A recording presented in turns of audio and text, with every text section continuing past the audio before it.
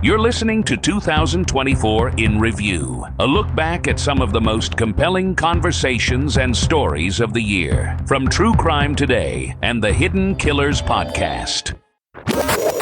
This is the Hidden Killers Podcast with Tony Brueski, featuring retired FBI Special Agent Jennifer Coffindaffer.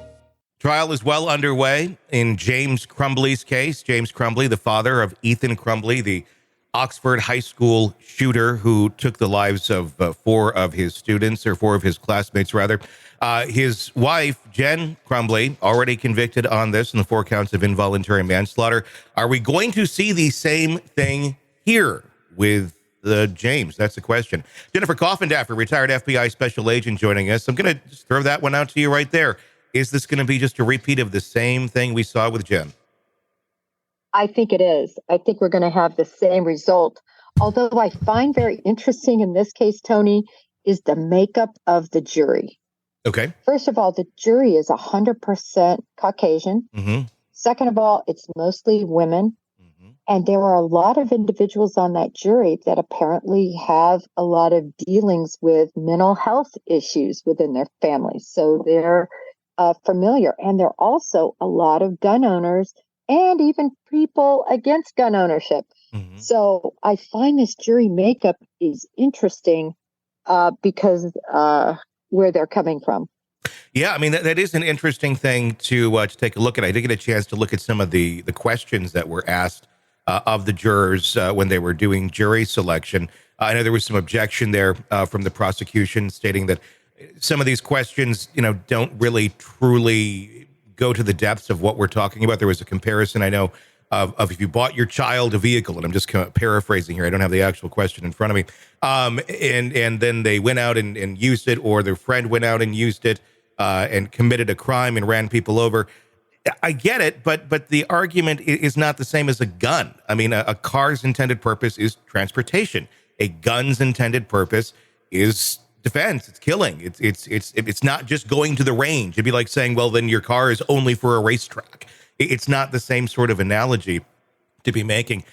With a jury being, with the makeup of how you described it, do you feel that they did a good job with jury selection? Is this a fair, group of individuals to be making decisions on this, or should it be more diverse? Well, I think it's counterbalanced in terms of their philosophies. I'm surprised it's not more diverse. Mm-hmm. I do think the fact that it's made up, largely by women as opposed to men certainly will likely help the prosecution, mm-hmm. I think. But, at the end of the day, Tony, it's the set of facts that I think are going to be the reason why we're going to see the same outcome. Yeah. It's really something. I was reviewing before our conversation these messages of this child that just over and over again was reaching out for help. Yeah. One of the messages, and I'm paraphrasing, but he's talking to his buddy, who, by the way, his buddy was very quickly removed and had to move, which was, I think, one of the reasons, the impetuses for this action by Crumbley for mental health issues. Mm-hmm. He was removed and put into, for mental health issues. So I'm just saying that these friends, I think, probably related on some levels of what they were suffering and going through. But in one of these messages, he says, I tried to talk to my dad about this, and, he gave me some pills and told me to suck it up. Yeah. And my mom laughed. That just looks, they're going to read these. And those women on that jury are just going to cringe because they're mothers. Yeah. It's chilling. I mean, it's chilling to say that to your child who is literally begging you for help. And in the big picture here, we got a bunch of dead kids at the end of this. That's the result of these choices that were made and this guidance that was given to a human being, Ethan Crumbley, the son of James Crumbley. So this is a dad giving this advice to his son who is literally begging for help. And there's a lot of ways I could look at and say, not everybody is extremely well-versed in mental health. and what it means, and if somebody is suffering from depression or anxiety or personality disorder or whatever it may be. That's a good chunk of our population, fairly clueless on it.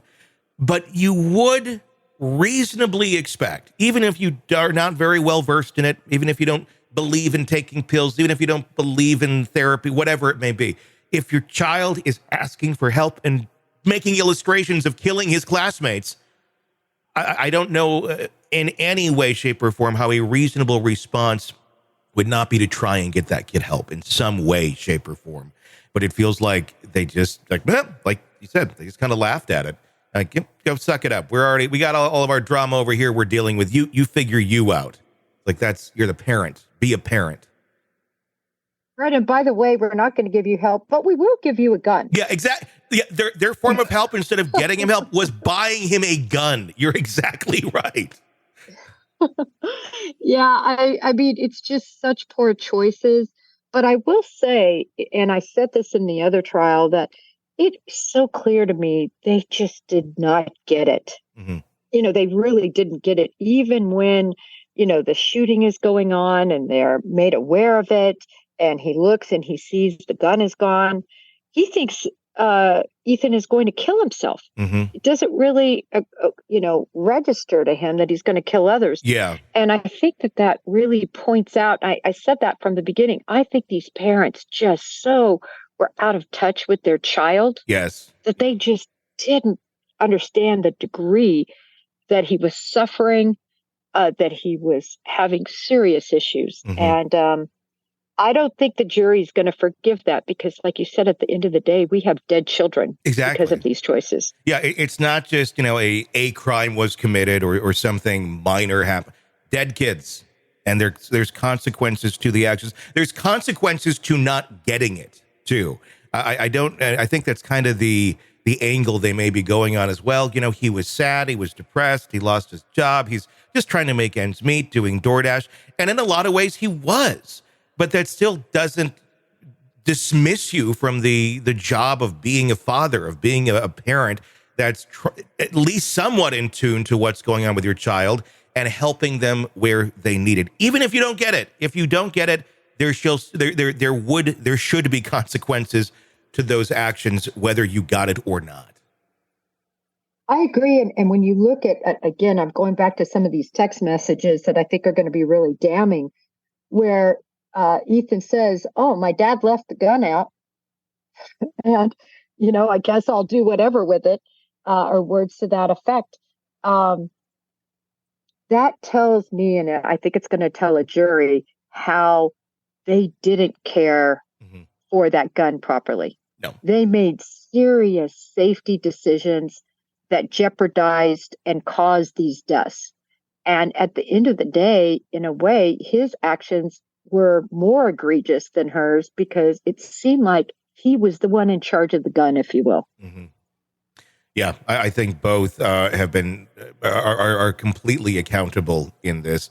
Have you ever seen a case? I mean, it's a unique one without a doubt, but where essentially two people are charged with roughly the same crime, and one walks and one doesn't. The evidence is really pretty much the same in both. No, I do not understand why this is going to trial, other than the fact that likely the state was just not going to waver and give him any plea deal. That's the only way this could have happened, because any attorney and any defendant looking at this, especially after they severed and were tried separately, should look at the results of one and realize that's going to be the result here. Yeah, I can't see it any other way. Want to listen ad-free? Want advanced access to all of our interviews before anyone else? Become a True Crime Today Premium Plus subscriber on Apple Podcasts. You get every episode commercial-free, so you can binge on true crime until you can binge no more. Search True Crime Today Premium Plus on Apple Podcasts now, or go to our podcast page and sign up now. More of the Hidden Killers podcast next.